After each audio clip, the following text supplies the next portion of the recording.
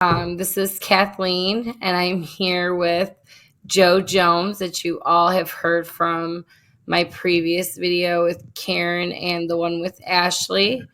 I've been gone for a little bit, but I've just been busy doing some local initiatives, and I wanted to get back to our story. And Joe, you are the beginning of my story. Because you're the one that introduced me to Tori Maris. Thank you so much, Joe. I'm going to just start with this and just kind of let you start with first question would be like, when did you meet Tori? So trying to think of I don't know the exact day that I met Tori, like face to face, but like I remember like my brother, I was like completely like non-political, not awake, right on 2019, 2020, and my brother started tapping me on the shoulder and having conversations with me about different things about, this is what you think the truth is, and this is what the actual truth is, and the fact that you can't connect that right now is a problem. We need to deprogram that, and one of the people that he suggested to me was Tori. And Tori is I guess she's a local talk show or a local podcaster and a lot of different other things. Well, then was she just local? No, she would. Well, actually, she had just moved into town around that time, or just getting her roots in here, from what I understand. I don't know 100% exactly when she moved to Cleveland, but she's not a long-time resident here because she moved from North Dakota to Cleveland, I believe, or from North Dakota somewhere else to Cleveland. But somewhere from North Dakota to Cleveland, she got here. Okay, so you started listening to her podcast. Started listening to her podcast, and to be honest with you, I mean, she was a lot on the same line with my brother. She was pointing things out. She wasn't really directing people's thoughts at the time. She was really just exposing things, Yeah. And that really resonated with me for a multitude of reasons. I lost my grandmother in 2019 and had a bad situation with a family member, and it opened my eyes up to like maybe how deep corruption really goes all the way around, in our society, and our state was going through a lot at the time. Yeah. So there was a lot, and then the pandemic started at the beginning of 2020, and I remember like everybody was panicked. Everybody was in a state of like, it was kind of like oh no, And I remember waiting for the shoe to drop, waiting for people to drop dead, waiting for these horrible things that they said, these numbers, and it just didn't happen. And it wasn't anywhere near. I just knew something was completely off at that point, and then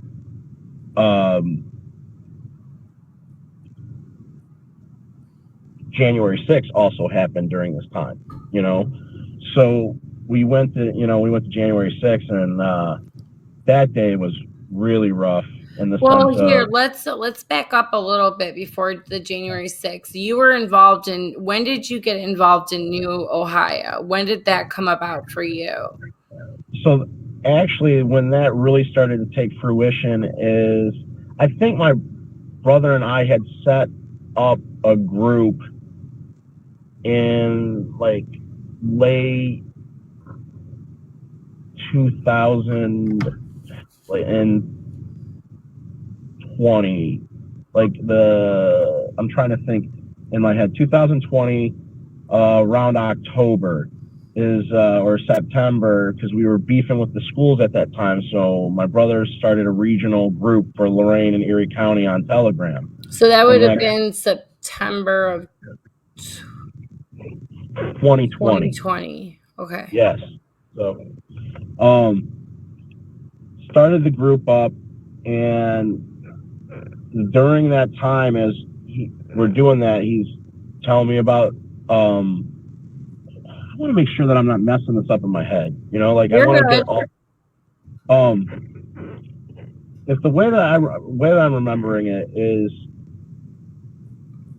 that he kind of woke me up a little bit while we were going through all this shit with the pandemic in the schools, you know, and then he kind of started to introduce me to Tori in her show, and during that time we started up that regional group, and then we connected with I think my brother connected with them, and we decided to go to like a Region 1 meeting. And once we went to a Region 1 meeting, she wasn't even at that meeting, but we connected with Nick, and or hold on, she was at that meeting, but just very briefly. She stopped in and said hi, and then she had to go. So, but we connected with Nick for a brief moment, and exchanged phone numbers, and then he got a hold of my brother, and then we decided that we were going to run one of the regions of New Ohio. When he told us that, you know, this group is Tori's group, you know, this is directly Tori's, you know, baby. We have the state in 10 different regions. We have them all split up. And Wait, slow down. So Tori had New Ohio, and then when you joined, they already had how many regions? they had it through the state of Ohio, right? through the state of Ohio. Yep. And then did they have any state groups at that time? I think so, yes. I think that there might have been a couple other groups that followed Tori that were state related, but New Ohio was like the blueprint for the rest of the state groups. So if they did exist before then, they were assimilated in and used New Ohio as the blueprint to reshape whatever that group was, and then put under the umbrella of the Tori Says groups of the state that you're in. Okay, that makes sense. So in 2021, I met you at a school board meeting because they were going to mask the kids. And I think at the second meeting, you were like, "Yeah, I'm in this. I have this Region 8," and you added me to the. Because I don't know how to use I didn't even know what Telegram was. You added me to the Telegram because I know it was that roll call thing. You hit a bunch of buttons and whatever. But I know I joined Region 8 first, and then I just kind of followed you. I went to a couple of your Green Lantern meetings because you asked me to. We were working on school board stuff, local, right? Yeah. But you started to. I want to bring up the fact you started. So when Tori knew you, like you guys knew each other, and she knew you as an administrator. When did that happen? So, when so we had the region, we had the not the Elyria, the Erie County and the Lorain County group, and we morphed that into the Region 8. We just said that's Region 8, and they gave us some more counties that were around there, and that became our region. And that's when I started developing a relationship with Nick and with Tori for on some things, just through chain of command kind of stuff, you know, like things needed to get done, or this is what we're doing as a group, you know, and this is what each region's working on. So this is what we're working on for this month. So there was like a hierarchy though. Yeah, sure. Absolutely. And that at the top of that hierarchy was Tori, and then there was Nick for the state group, and then for the Ohio group, and then admins of the Telegram channel, New Ohio. Now you started running New Ohio, I remember, when Wims and Jackson left, right? Yeah, so a couple things happened during that time. So it was, if I'm remembering this correctly, they had that situation, and then What Tori did wanted they to. tell you about that situation? Because people have told me that I'm wrong about Wims and Jackson, and Wims wasn't here, and um, she wasn't in Ohio, which we know she was. Oh, she was definitely in Ohio. Yeah, and she was working with Tori, but the Tori had said so. The word on the street, the rumors were like she was saying that they stole a bunch of data from her, they stole money from her. What was that? Do you remember what it was? I do a little bit with that situation. I think it had something to do with somebody that Tori has a close relationship with. His name, a guy named Nate, and Nate took her laptop and ran off with it. And that's basically He did what it. happened. Yeah, he took her laptop and ran off with it. And or at For least that's what purpose? well, I think it had a lot of her documentary stuff on it, and I don't know if they had a disagreement over how that was going to be released or what was up with that, but I know he ran off with it. Now, who was Nate? That wasn't the same Nate that I spoke with on that. I just know his name is Nate. I think that he's broken Anthem. Okay. So, and he does video stuff for her, and they work together on some level, from what I can see. She's done stuff before and released stuff, and she's given him credit. So I think they have a working relationship together even now. But at some point, I don't know if they got a little too close personally and a lovers quarrel, or if it was more than that. But he ran off with the laptop. ran off with the laptop. It's just weird. The guy's name is. Do you know what he looked like? I do, because I've seen him in person twice.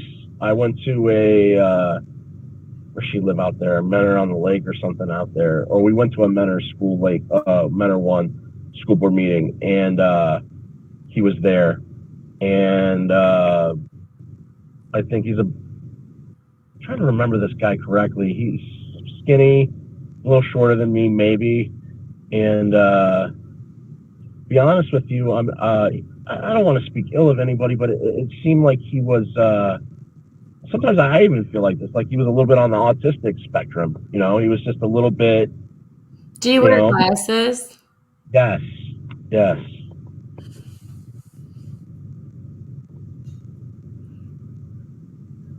I hope it's not the same Nate I'm thinking of. Well, I know this guy's name because that's how he was. I can't say the last name on here, but interesting. We remind me later to circle back on that Nate thing, because that's quite interesting. Yep. So you met her, you went to a mentor school board meeting where she was speaking, right? Yeah. I also spoke at that meeting as well, just in a show of support. Yeah. So I went there to speak as well, and she spoke, and I think, well, that's a cool thing. You want to talk about that? That is something that's when I first started noticing that something was wrong. How? Okay. So she invited me to go to that meeting, showed up there, and when she arrived, it was getting close to the time that it was supposed to speak, and she didn't have anything to go off of, and she was panicked, like really in a panic. She was like, I forgot all my stuff, I forgot all my notes, I'm supposed to speak, and I don't know what I'm going to talk about. And I said, well, what about your notes? I mean, can't you just go through your head and think about what you were going to say and kind of mentally? Yeah, we always had like a little skeleton, a school board speech. Yeah. Yeah. So you did the work to do the notes. Just go back and go through your head, but that wasn't an option. Well, because she apparently didn't do the work, Yeah. So, she was really kind of panicked about it, and I said, I'm like, why don't you just talk to him about Article 1, Section 21 of the Ohio Constitution, and explain to them that this is a legal matter. And that's what she went with, and she talked about that during that time. But at that time, that started a seed in the back of my mind that something's not right, And so from that point on, it was just like, Tori's a different kind of person. You just know by listening to her shows, talking to her, like she's a little bit different than your other person. She has quirks, she has idiosyncrasies that no other human being has. So some of it you just chalk up to the weirdness of who she is. You know, maybe she's just having a weird day today, you know, or something, you know. But I still, that bothered me a lot, is the fact that she didn't, I mean, this is what she does for a living. This is a school board meeting. You know what I'm saying? Like, this is what you do for a living. This is a school board meeting. You said you had Well, to know it's kind of, it goes on you're in to a show. literal panic, you know? Yeah. And it goes on to show in history, like, you know, she kind of doesn't sometimes know what she's not speaking correctly about certain topics. You know what I mean? That she's not an expert on. But I want to get back to New Ohio. So New Ohio, they left Wims and Jackson over whatever laptop situation that was. Well, I mean, I can allude to. Do you want to? I don't know if that's the best. I mean, honestly, I don't have anything besides hearsay, so I don't really want Yeah, to. we don't have like direct knowledge. Then I mean, I tried to get a hold of Wims, and we all know how that situation turned out. Yeah. So you then started kind of organizing, though. You threw out an idea to start organizing New Ohio because we were kind of all over the place, right? Yeah, well, that was some of it. I started as a region leader. We started having success getting stuff done, and we started having more influence within the group because we were getting stuff done. You know, and that gave me more ability to within the leadership to shape things. And so that was going on for. I want to put the timeline with this right, because, you know, we've got 3 years here. We've got 2020, 2020, 2021, and 2022. All right. Okay. So those are the 3 years that we're talking about here. And between 2000 and 2021 is when my brother started waking me up, and I joined. We started fighting against the school board, and we had that group that we put together, and then we started region. Then that got converted over to Region 8, and then from Region 8, January 6th happened. You know, so that's the timeline. So January 6th, what was your experience? January 6th was it's a life-defining experience for me. I went there with one expectation, and maybe it was a foolish expectation at the time after everything that we had found out already, you know, and I left with a completely different perspective of how bad it really is in our country, and how deep the corruption goes, how the lengths that they'll go to prevent freedom, you know, not democracy, but a free people, you know, people who are represented, vote, have a voice. I really think that that's kind of fiction nowadays. So what made you want to go down? Honestly, I did not want to go, but my brother wanted to go. I didn't want to go because there was a feeling inside of me that I'm still not an idiot. You know, I had hopefulness in my heart and everything, but I knew that some bad shit could happen here because they were already running their mouths about it before we even went, you know? So I'm like, I don't want to go down there and just be a statistic, or portrayed in a negative light because I went, you know, because they're going to paint, you know? And my brother had a conversation with me about it, and he's like, I understand that, but don't you understand that this is all an illusion. And represent. Hold on, I lost your audio for a second. You said this is all an illusion. What? I said he's, you know, that your freedom, unless you stand up for it, is an illusion. It is. You know, like, so unless you put something behind it, you know, and he was right, you know, and stand for it. part of me was ashamed because I lost my dad when I was 18. So I've always been very careful about risky situations because I have children. Because one of the biggest things that happened to me is I lost my dad at 18, and I was 17 actually, almost 18, and I didn't want my kids to go through a situation like that, like where I get incarcerated for a long time or I die. I've always I get it. avoided risk situations. But I mean, for me, my decision to go was based on, do we live in a free country or not? Do I have rights or do I not have rights? If I have rights, I need to show up and represent them.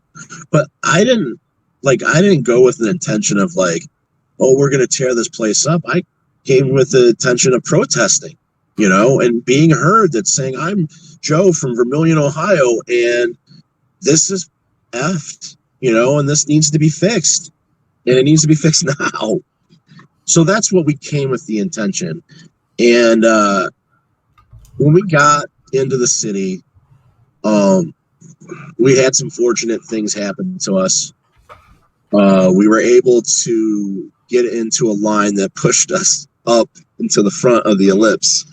And let's just say that I think there was some divine intervention there that day to make sure that we were up front to see what was going on, because when we got into line, I'd been there for about 40 minutes, and then some of the other people, the line control would come by and told me to get to the back of the line.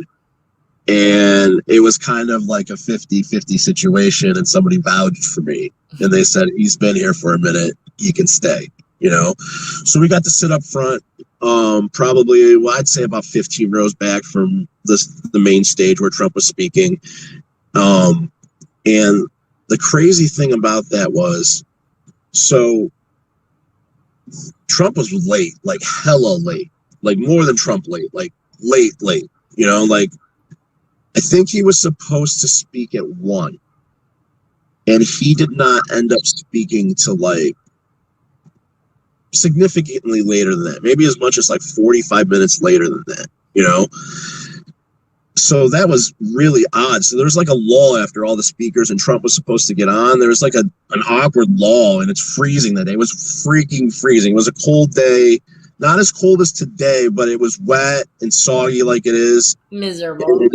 It was in DC, and DC is a swamp. So we're in the swamp, literally, So I knew that something didn't feel right then, Trump gets on, he speaks for a good amount of time too. He speaks long, and when he finished speaking, they let everybody out. So now, instead of us being in the front, we're going to walk down to the Capitol. All right, let's go walk down to the Capitol, and let's protest peacefully. So we're in the back now, because everybody that was in the way back now is close enough to get up onto one of the side streets there. I don't know what the name of it is. We were supposed to walk a couple blocks over and then head down, straight down to the Capitol. So it was like a 12-block walk. And so we're in the back, and by the time we get out of like the corner turn there of the ellipse area, as you're going to get on the street, I start getting notifications on my phone about the attack on the Capitol. So the second that we heard about that, I'm talking to Eric, and I'm like, we got to get out of town here. This is all bad. Let's just hit the train station and go. And that's what we did. Yeah. And so that was January 6th for us. But the mojo in the air at that moment, like when he let us out, it's like, I can't explain it. I don't know if I'll ever experience something else like that in my life. It was like we were in a war zone. We were literally like in hell. And it was like their sirens off going everywhere. And it was just the feeling. It wasn't like anything horrible was happening or bombs were going off. You just felt like just a horrible aura of like dark energy, yucky shit. Like this is like bad. I don't know how to explain it. It's so bad. How did you, not to cut you off, but how did you feel? How did you feel coming home though, and then seeing Tori on on her podcast, like, you know, what a horrible thing that happened. I feel like she somewhat stoked those flames, don't you? I'm not entirely sure. Here's the thing with Tori, like, I followed her, but I really always beat to my own drum. Like, a lot of her like region listeners, they listen to her every single day. That just wasn't me, you know. Like, I didn't listen to Tori every single day. I just did not, even back then when I really started getting into it. I might listen to her a couple times a week. I have a really short attention span, and I just can't pay attention to another human being for that long, you know. Mm-hmm. So I was never that much into Tori like that, so I can't speak to you were that more into like the grassroots movement is what you're trying to do. I was into actually getting shit done, you know. Well, let's go into that. So you start after January 6th, you start kind of organizing Region 8 to the point where we started getting some school board successes. We were working together on a city level with that. And you started kind of organizing these groups into little subgroups of research, correct? Yeah, so trying to remember of your brother and I have to add that, by the way. So I'm trying to remember. I just want to remember this I want to get it right in my mind. When you have a short attention span, your mind's all over the place. You remember things differently than some people. You remember in clusters, and sometimes, you know. So what I'm thinking in my head here is that Tori says we start getting these groups together and we start talking about how we're going to take action on certain things. So it didn't immediately turn into these groups. We just started talking about we were going to take action against certain things. So that one of the things that we did was I wrote a writ in the state of Ohio over the COVID draconian Orwellian, you know, stuff that went down, and about how our public officials had a duty to the Constitution in U.S. and the Ohio Constitution, and they failed, and they allowed this to happen, and it clearly says that, you know, that that they were honor bound, oath. Hold on, my brother's trying to call me. Sorry. Oath bound to step in. Did you lose audio, or were you okay? No, I got you. Okay, so the writ I wrote, I believe that was at the end of, that was in October of 2021, and is when we submitted it, and we actually we held the state hostage. Well, hold on, that's a poor choice of words. The writ put them in a situation to where they couldn't rule on the state districting stuff because that would mean that they would be hypocrites. All right. So if they ruled one way on our writ, it would mean that when it came to the state stuff, that they would have been in the wrong, and they would have came after him for it. Because the Supreme Court stated in that writ, the slip decision, was it a slip decision? Yep. Oh, so he gave you a slip decision, which stated, I remember this now. Now that you say it, I remember it. It said, the slip decision said, it's not on the court to get involved with the legislator, right? Like, it's tell the legislator how to act or what to do, which kind of, and what he means is by the redistricting is, that's exactly the court was getting involved in the redistricting. Well, you just told this, you know, you just made this decision on a slip decision on this writ saying that you can't get involved with the legislator, but that's exactly what happened. That was exactly what held them hostage for, was because my writ put them at a decision point, and if they made a decision point with me, then they didn't have the grounds to make it with them. Well, I don't think anybody's really connected that yet, so that might help somebody who listens to this. You know what I mean? Yeah, because they did say with the redistricting, you know, they're trying to get involved, but then they said they can't tell legislators what to do.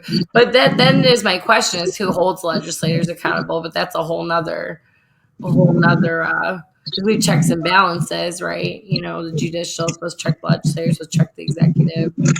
Well, if I'm being honest with you, and I'm not trying to say it to be, I'm not trying to say it in any way, but I think the legislators in the past had a very good understanding of what would happen if they went rogue, or if they didn't adhere to the public wishes, or if they harmed everybody. They knew that people would be at their doorstep. That doesn't exist today. You know, you could take that however way that you want, but there's a reason why we have the Second Amendment. It's because, you know, our government. Yep. So I agree with you. So you started organizing a little bit and getting like the Zucker Bucks groups, the records groups, because I know Eric and I were giving you a little advice, like you need some organization here. You guys are everywhere and not focusing in on things. So we went from the causes that we were thinking about, like the stuff that we're talking about. We actually put together groups of people that would work on this, and we tried to keep them small at first, like 4 to 6 people, so that they could work together in a group. And if a group needed more attention, then we would add more resources to that group, you know. But we kept it compartmentalized on purpose. We didn't want everybody knowing what we were doing on purpose, because we were collecting information, you know, and we wanted to disseminate that information without interference. So we kept the groups small, we kept them in pockets, and they all reported to me.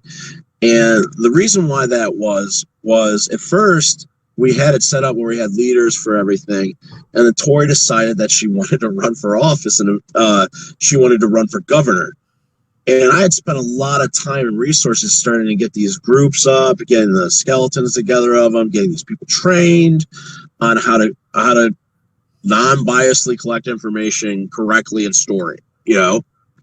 And she decided that she was going to run for governor at first. And for me, she decided first that she was going to run for governor. And I remember that happened, I think, on the December of 21. Hold on. Was the election? No, December of 22. I'm sorry. December of 22, she decided that she was going to run for governor. And then a few weeks later, she said, nah, not governor, Secretary of State. Because myself and a few other people said governor is a pipe dream. Secretary of State may be an achievable goal if you play your cards right. And it does exactly what we want. We can make change from within. That's the quarterback position when it comes to election integrity and business corruption in the state. That is the heartbeat of everything that's wrong in our state right now. Starts at the top with the Secretary of State position, you know. So I think a lot. I take the other look at it as I think we do. I can't say that we do because he's been convicted of anything, but we have a lot of control at our counties. Our counties are county controlled, so I think people need to get involved in the board of directors. Well, who do they answer to? But it doesn't matter. Their rules and their regulations are set by the local authority. All Frank LaRose does is to oversee elections.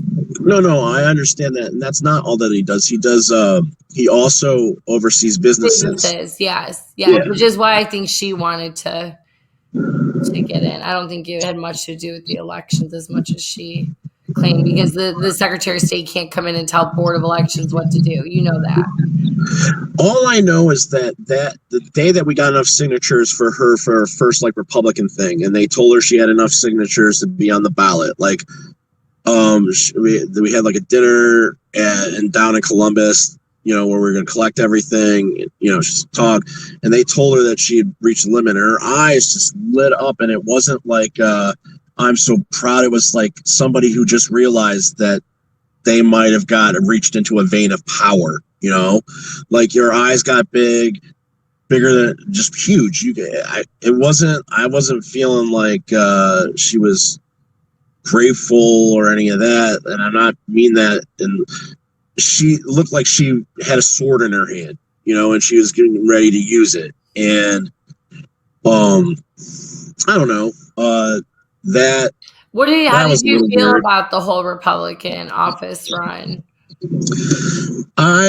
Well, for one, I didn't want it. I did not want us to put all our eggs into one single basket.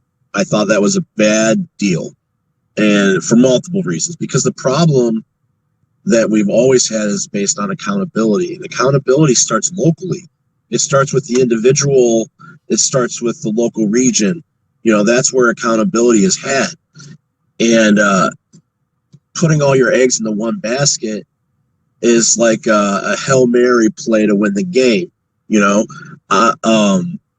I would much rather run a very good, well-powered offense and get stuff done than put all my eggs in one basket. And that's what we were working on. We were really close to having that network. Or do you mean like we could have ran other people in that group for other offices for as much energy as we put into?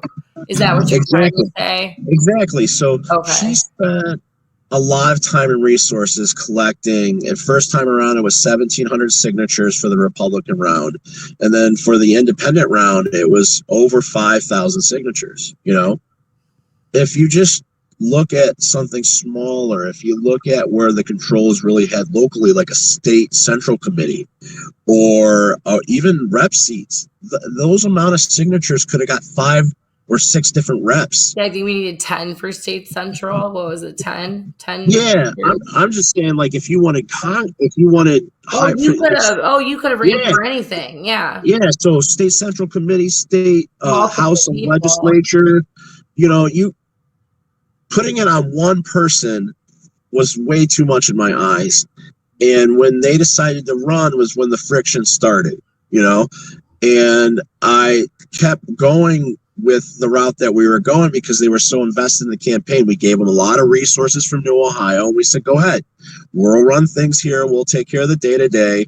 We'll run New Ohio. You run your campaign, and we'll keep the state on lock, while you guys try to win this office. We'll try to do the best of both worlds. And that over time ended up being just pulling points. They needed more and more for the campaigns, so they were willing to take more and more from the state. How do you think it was in the group, like the atmosphere, the people, like personally, I thought it was very attacking, a very what did my girls say now? The me girls, the pick-me's, the pick-me girls, you know what I mean? Like, and then there's some nastiness going around and deleting people and everyone psyops and infiltrators. And do you think that was, I don't know what I'm trying to ask. Do you think that was intentional a little bit, like that promoting that kind of atmosphere? Yeah, I do. So we can go back and we could talk a little bit about the Wims Jackson thing because it ties into this and it's important. So I started noticing that both in New Ohio and in Tori Says chat. She has a Tori Says chat where she posts a lot, and all her followers follow her on Telegram. So on Telegram, the New Ohio room, and in the Tori Says chat room, that people are just getting banned and treated like shit, like treated horribly, and they were good people trying to do good, and I'm like, what the hell is going on here, and I could never get a straight answer on it, or it would be like, well, that's that region's problem, or, like, well, we're talking to Tori about it, we're working on it, just, this is 2 floors up, not your problem. Well, yeah, what was with that though? Like the little subgroups and the general groups and like she was running like a military operation. This is supposed to be grassroots, and you know how I feel about that, Joe. Like super secrets. Like this is all public information. I think there's 2 different ways. Okay, so like when you're running a true grassroots, everything should be complete transparent. But if you're doing anything intelligence natured wise, there needs to be compartmentalization, and that's okay in my eyes. If everybody knows that up front, you know what I'm saying? Yeah. You have to tell people up front, listen, once we make this agreement, there are certain things that we have to compartmentalize, and you don't get to know, all right? With the understanding that there's going to be a check on me and a check on me and a check on me. You try to keep the accountability, but compartmentalize the information. I get that, but didn't you ever get the feeling that like some of the information we were giving her, she would then talk about later, and like it was kind of like a data. It was like a way for her to mass amount, like an obscene amount of data from many. So, like, think about it. All day long, people were posting in that chat documents, sources, looking into, random stuff.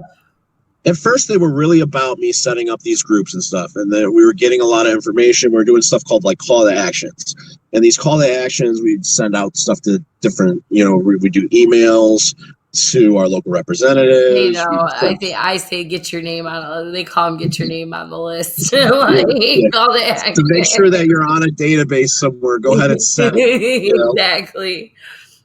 So we started doing that, and that was caught on very popular. People really liked to be involved, and they enjoyed that they thought that they were being heard, and they enjoyed the fact, again, like in all due fairness, like you think nobody knew what they were doing, and everybody was upset about COVID. I'm not judging anybody, you know what I mean? But we all know now it's like get your name on the watch list type situation. I really don't have a lot of political bone in my body. Like I'm considered conservative because I demand free choice. All right, that's what makes me conservative. Limited government, and limited government and free choice. Those are like the two most important things for me, and that makes me like a staunch conservative now. Where for the last eternity, I was a moderate or maybe even considered left. So now, and my mom she's really liberal, and my grandparents were liberal. And they raised me. My grandparents straight up told me, don't ever vote for the Republican Party ever. Don't ever vote for the Republican Party ever. What's wrong with us? Well, from their perspective, from what they told me, is that they were the rich man's party, and that they'll just take from you, and that the rich man's party, and they don't care about you, and you'll never. They grew up in the Great Depression where they didn't have anything, and Franklin Delano Roosevelt fed their families for 5 years, so there was that loyalty to the party based on that. And honestly, so that's my background before we walk into 2019, 2020. And again, I'm a very honest person to a fault.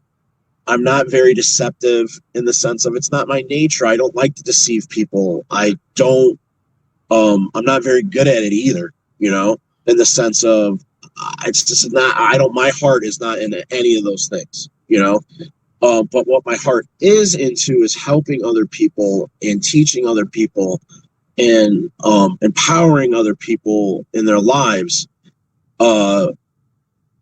That's what matters to me. So to get back kind of on topic is we were discussing. So we don't like the fact that you started organizing. They started kind of attacking you. Well, they didn't. They kind of did, but let's go to where we met, where we started. So I met you. We were mulching at the school. We were helping out, all right, because during the time we gave them a ton of help, all right, over the everything for the last I had seen you guys at the meeting on September 21st of 2021. Yeah, you did. I'm sorry, you did. Spoke with them, and then the next it happened. The next day or two. That's right. So you spoke at that meeting on it was the 1st, September 1st, and you held an impression with us just for your very truthful nature and your forward nature. And say the truth. Quit, honey, quit sugarcoating what you want to say. Just say it. I think that you carry yourself well in public. All right. I think that you had no problem letting people know who you were and you were proud and confident. And I think that is the best explanation that could describe that there. HBIC. I'm joking. Well, I mean, that was kind of the vibe there. But at that time. People were upset. but then when on the 21st, it was the 21st, Alyssa was quarantined. Sorry. So Yeah, the first so we saw you, and then I happened to so run into you again. yeah, so a couple of weeks later, like 3 weeks later, we're doing mulch job, and I see your car pull up. I see Mr. Lacasco take out the back, and I see your kid come out too. And I see you guys start talking and having an exchange. And if I remember correctly, I'm trying to think, I was just basically there as a witness. I tried to let you know that I'm here as a witness, and that what they're doing right now is not right. Oh, and we questioned the hell out of Phil, and we made him call the health department, and we said you're not allowed to quarantine kids because they're legally not allowed to quarantine kids, and it was a whole spiel. But then we got into the next time I saw you at the next board meeting, which was like probably a week later. I got on the Telegram with you guys, and then we started working on our local school stuff. Yep. And then it was February, our meeting, our Bob. Yeah, so from that point in time, we started really working on the Region 8 stuff, but it was just local. It was local stuff. That's all we cared about. We made an agreement. We said we didn't. I mean, like New Ohio was our thing, but Vermilion is what meant making sure that we destroyed the narrative of whatever anybody was trying to accomplish that wasn't true. If it wasn't true, we were going to blow it up, you know? Bob. And yeah, so blow up the box. Blow up the box. All right. And that's what that was. That's well, then we developed Grow. Yep. And what happened when we developed Grow? And we said we were going to originally do somewhat of a maybe bring your grassroots people over to us that are in Ohio, and we'll get them situated with what they need to do, poll worker, whatever the heck they want to, education, you know, whatever they wanted to do, we'd direct them there. But we told them we're not doing the mean New Ohio. Everybody is. Okay, so what ended up happening was Tori lets us know January for sure she's going to run for Secretary of State. By the time May comes around, I've just had it. You know, like I've had the whole state's being developed Grow in was it May? May, yes. Okay. So May. So by time that May comes up, actually April, end of April, I tell them I'm done in New Ohio. Mm-hmm. I'm like, listen, this is not what you've. Hold on, I'm gonna get a wife bomb right now. Wife bomb right now. Yeah, I'll go ahead and grab her. Take a life bomb. Okay. That's the way it is. Love you. I don't even know. Like, what did you just keep going or what? Just keep going. All right. So, where were we? I'm sorry. You left New Ohio in April, end of April. So I left New Ohio at the end of April over like, I don't like the direction that we're going. This is not what I signed up for. I didn't sign up to be Tori's campaign team or Tori's assistant. Like, this is not what I signed up for. You know, I'm here to empower the state, teach people, organize, and to fix things. And the Hail Mary play doesn't work for me, you know? So that's when we ended up starting Grow. It was a couple weeks later after that when I took a couple weeks to clear my head. And we decided that we were going to do what we said we were going to do locally and try to act. We were already messing with Erie County. We knew it was possible to reform these counties, you know what I mean, and get more people involved and grow a base locally. Hey, I got to pick my kid up. So can you talk to me while we do this or no? Yeah, just keep going. Okay. So start up Grow. And that's when things. And when I left and I started up Grow, I didn't leave on bad terms with them in the sense of I just told them like, listen. No, we told them we just do not want you. Oh, you're losing service now. Joe, did I lose you? Joe. I'm here. I lost you for a minute. Yeah, I'm driving out of my home area, so No, when we started up Grow, they wanted to partner with us, but I kind of came at them like, and Eric as well. They offered us nothing. You know what I mean? yep. We already had 40 and what, 50 some odd people Yeah, we had to we work ended that up having wanted to do grassroots, not just Secretary of State stuff. yep. And there was a group of people that weren't happy that came with us over because they wanted to work on those things. Mm-hmm. So, and that happened fairly quickly. But I told them straight up, I'm like, I don't want to be in a competition with you guys. I want to work on these things. This is what really matters to me. And I think we need to work on the state central committees and the local offices, not the home run hitters, you know? And it just, once I said no to them and I left, I became a target. We all did. Everything I did and said Well, became I a didn't really target. because nobody really knew me, so I was kind of safe at that point. So they just started talking a lot of shit about us on New Ohio. You and your brother, yeah. Saying that we're trying to steal their people and their talent, and we let it know everybody know front up. We want to support Tori. If you want to work with Tori, then work with Tori. But if you want to work on local stuff, then work with us, because they're not doing anything in that channel right now except Tori and her campaign, you know? And that's not going to fix it. Wasn't working that campaign. So it wasn't, we really didn't have any animosity. It was just, we're not going to do this work for you, for your campaign, because we don't believe that this is the direction that we need to go in. And we would like to go in the direction that we feel that will make sure that we can make change, you know? And that wasn't good enough. Nothing was good enough. And we couldn't coexist. We couldn't be in the same, we were a threat. And I'm not that kind of person. I never got into this because I wanted anything. I don't want anything. You know, I want to help people. I want to fix it. That's it. I don't want a job. I don't want any money. I don't want any credit. I just want to know at the end of the night when I go to sleep that my grandkids are going to grow up in an America that's not a fucking nightmare, you know? And that's why we did Grow. So Grow happened. We were attacked by New Ohio on multiple occasions. They basically gave people an ultimatum. You're in Grow or you're in no. You know what I mean? Yep. That's exactly how it went down. They made people choose, and they made them choose between which one they wanted to go in.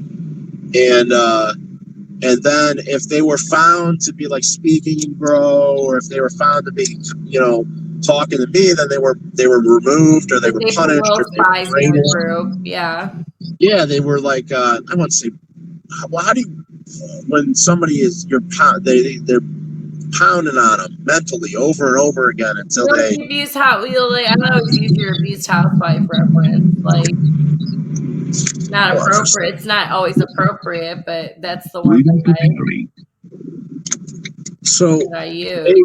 They really took it personally, and they came after all you and your brother. Yeah, me and my brother, and they smeared us, and they tried to make it seem like we were white supremacists because we wanted to work on grassroots issues, you know? And so why that's all going down, it was a period of like a month and a half, right? I would say somewhere in that range. About a month, I ran into her. Yeah, so you end up running into her. And the way that I look at it, that situation is like this. If I live in a town, right, and I know that you live in the same town, and I got up in front of everybody and I slandered your name and I said all these horrible things about who you were, and I walked face to face to you a couple days later, I'm expecting a not so nice conversation, you know? And that's all it will ever be, is a conversation. Exactly. I'm getting a conversation from somebody and they're going to confront me about what I said and the damage that it did. And that's common sense. There's nothing wrong with that. We used to live in a society where that was expected, that you couldn't slander somebody, you couldn't talk to somebody without having to face them first. So that's reality. That's And what it in used fact, to be. that's how it works in a court of law. No accusations hold any weight at all until they're placed before there's some authority or there's something behind it. And that means that you have to face the person that you accuse, you know? So we faced that. That whole thing happened. You all know about that. If you don't, go back to Ashley's video with us and or June 18th recording of Toresays show. You can hear all about that. I apparently was a little too aggressive for Tori's liking. Well, the biggest thing about that was when you confronted her, at first, she was terrified. It was like you brought down all the theater that makes Tori who she is. When you confronted her, at first she didn't know who you were. She didn't know. No. Yes, she did. Let me correct you right there. I walked up to her and said, Tori, do you remember me? And when she said yes, and as soon as she said yes, Joe, you know me, I was like, all right, well, what's your problem with Grow? Like, what's your issue here? You know what I mean? Yeah, Because but it's her group. really, As much as she doesn't claim them, that's her group. yeah. Do you And think that she's bad mouthing my old organization would be organization. You know what I mean? Yeah. So my question is, do you think that she like remembered you, or do you think that you were familiar to her and she couldn't place it yet, and then you smacked her? She knew exactly who we were. She knew exactly who I was. I said, do you remember me? I don't want to be like that psycho that was like, you know, running up on somebody that doesn't even know who they are. We met her multiple times, Joe. No, I understand. I'm just making And sure. I gave them the governor, the write-in governor, and I talked to Nick. They knew who I was. You know what I mean? Okay. But once you face to face her and you confronted her, like the veil, everything that makes Tori who she is dropped, and she became a She was panic. scared.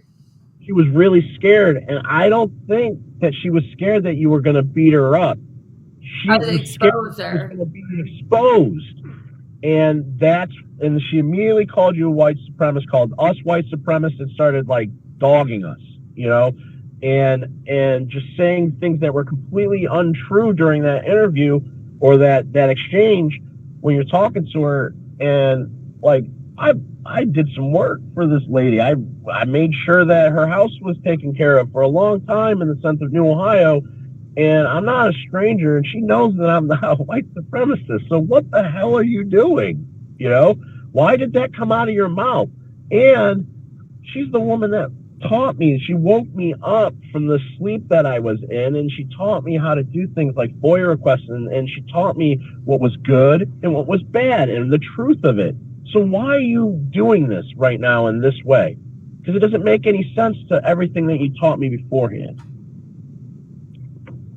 And that is Tori in a nutshell. What, not making sense? Not making any sense, confusion. We can talk about... You know, she picks her target. It's like she picks a target to blame all of her nonsense on. Well, and the target always moves, like Brad, like you guys, like, you know, everybody just, you know, goes against Miss Maris without looking at what has Miss Maris done to get people to. I could be 100% with you here, and I know why she. All right, so there is a small percentage of people in the world that are just they're truly giving people, and they don't care about money, they don't care about possessions, they just care about the truth or right and wrong and doing good and not harming others and building others up. You know, there's a small percentage of people. It's probably like 10%. You know. And then on the other end, there's a group of people who are narcissistic, and they will do anything to get what they want. And there's no boundaries. There's nothing that will stop them. And those people are attracted together like two ends of a magnet. And they always end up it's the people who have the least ambition that should probably be holding the power. And it's the people with the most ambition that should be nowhere near it. And it's always flipped. Because the people who are just trying to help and they want things to get better and they're trying to do the right thing are suckers to those other people. Sometimes they're not. Sometimes they call them out. Well, yes, no, I agree. But in the eyes of those people, when they look at us, they just see suckers. They don't understand that I'm not going to change my way so that you don't have an advantage over me. I'm just going to be more discerning next time and not let you get any closer to me, you know? Did I learn from that experience? Hell yeah, I learned from that experience. Well, yeah, because you went back and then you had to quit again, you dick.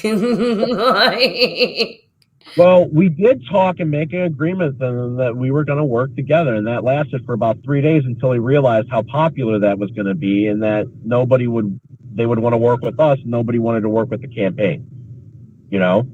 So it wasn't just, everybody was behind the good cause, you know? They just pulled their weight, and that was the end of it, you know? Yeah, and then you know, later on when I figured out who her sister was, that's good. That was given to me by a New Ohio person, messaged me, that is somebody that we both know, and said, hey, you need to look at this. And then I start doing some deep dive research on the sister. I know a lot of people didn't see it at first, but scary. So her sister name is Helen, right? Marie Helen Maris. All right, and she is a professor at John Jay College. Yeah. Is it John Jay or is it NYU? Berkeley, and it's NYU, but it's John Jay Criminal Justice. Yeah. Okay. And she works for the UN, the Department of Emergency Management, and she's in the cyber sector of the UN. But when she teaches, she has a specific class that she teaches, or a specific lesson within that. Cybersecurity, cyber criminology, terrorism, transnationalism. Where they actually they're preparing ops on people, pretty much, right? Well, there was an article that she wrote that I found really interesting, where she was talking about ISIS, and she was talking about how a martyr's good for terror, right? You get a martyr, somebody blows up and they're the martyr for the cause, whatever. Fear promulgates, somebody to follow somebody like that, right? But she said what's even better is a hero. People will follow a hero to the ends of the earth, and you can use social media to grow that following. And her example was ISIS and what they do on social media. But what's funny to me is, terrorism is still on social media, but conservatives are the ones getting censored now. Yep. And this was in 2014, I think the article was, but the DVIDS video was in 2016 in February, before Trump was elected. And she's already talking about how do we censor our president in 2016 in February, before he even was the president. Yeah, so that reminds me of I'm trying to remember. There's been examples of it over the year, but it's we've talked about this before, like sheep herding, all right? So you have two people on the opposite side of an issue, and they're moving you towards their desired goal, which is the middle to them. May not be the middle to us, but it's the middle to them. It's where they want you to go. And to be honest with you, her sister is on the exact opposite side of where she's at right now. So that makes me question, where are they trying to drive people towards? What is the point? Are they working together towards some sort of achievable goal? And what is that achievable goal? What are they, the sheep herders, and what are they sheep herding people towards?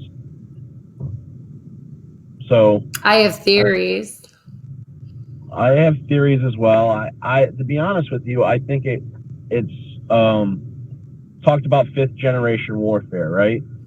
So can you? I don't want to misexplain this. All right. So can you explain it or no? Well, it's psychological. It's more of a Well, basically, they just lay out warfare and the simplest point. So the first part of warfare, and then they get up to fifth generation, right? because So it's no longer on the battlefield. That's what that means. It's propaganda. It's the lines are blurred. yeah. It's not. There's the battlefield. Chaos. Well, chaos. They're creating chaos to then usurp certain patriot movements. I feel like that's my theory. So my theory is that, and she's even said this before during her podcast, is that what she did when she worked for the government is that Color revolution. That she would get people to believe in worthless weapons and make them seem like they were superior, you know. So and Mao did the same thing in China when he would tell the farmers and stuff that He had a cultural revolution as on, well. Degradation of society. Yeah. Yeah. So he had it set up. He told those people that it was like the Q movement, that, you know, everything's under control, that the true people that are trying to fix this are in charge, and the whole time their freedoms are being eroded and they're being boiled in this pot. And that's exactly what I think is going on right now. And that was been going on, is that anything that is effective gets attacked and chaos, and so that they can continue to erode our freedoms to the point that we can't fight back. And I think that something along those lines are going on.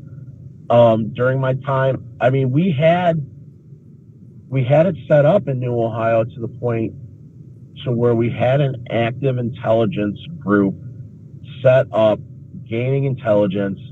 They were finding things, and we were about to have actionable things that we could take to the authorities, you know. And the second that those things started happening, somebody decided that they wanted to run for governor, and then it was Secretary of State, and then that's the most important thing now. And we shifted. We had talked about this beforehand. We wanted to build this as a group when Tori was, and then she decided to run for office all of a sudden and derail everything, you know. So that's what happened. You know, we had these groups together. We had them working on the different issues in the state. We had one for schools. We had one for different people that we believe have corruption issues within the state. We were digging on them. We were looking in. But she never did anything with the data, and no one's really ever done anything with the group, except, you know, I do think she's done stuff with the group. I think she specifically have gone after certain groups and certain people to make sure that they weren't successful in their efforts. I mean, we collect a lot of data on a lot of different things. I still have 1,500 voting files I have to go through that I just haven't had the time between everything else I'm doing to go through. So, and that's just the state of Ohio stuff.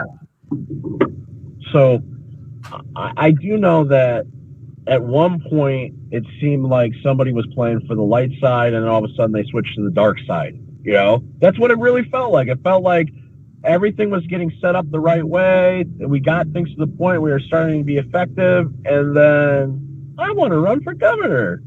And then that was the end of all that. And then since corruption, getting everybody upset, corruption. This is going to start a war. This is going to do this. This is going to do that. It's people could do so much more and be so much more effective with their time, is my point. And it's to the point now that, like, with that I almost like need to step. It's not, I have stepped back, but I mean, like, I want to do grassroots things and I want to work on grassroots things, but they've been blocking us for so long on so many different things that it becomes difficult to. I've really just hyper focused locally because of that, you know, just on our school district, because we have to deal. That's a problem. That's a problem because it's not just her. There's tons of people like that doing exactly what she's doing, and they're sowing confusion on purpose. because they want this party to continue like the way that it is, so that we finally get cooked. And that's where it's at. Like, if you don't believe it, I know that this school district that I'm sitting in front of right now, like, I went to school here and I had a great education and a great experience here. And my kids come here and it's not the same place. They are treated like criminals when they go here, and they are searched without parental consent and disciplined without parental consent. And they are taught things without my consent, and it's a dangerous place here now to me. And I never looked at this place that way before. And this is almost every school in America.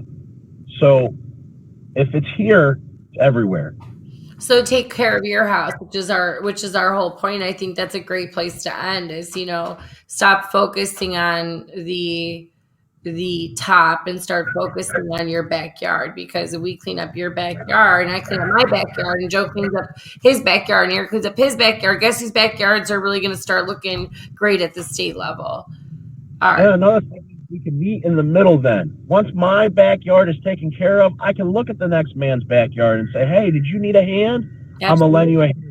Absolutely. Well, it's about unity, and it's about actually having true conservative movements and not listening to the talking heads. And I'm not saying don't take people's advice, don't listen to what they're presenting. What I'm saying is, don't, like Joe said, don't put all your eggs in one basket. And don't think that this person is going to be the superhero and save the world. It's not going to happen. All your eggs in one basket. The perfect example for Ohioans is how we trusted the Ohio Republican Party to do what was right every single time with their supermajority and everything else. And there was but they're political candidates. And the way I look at that is, political candidates are always going to let you down. And no offense, Ohio's been establishment since.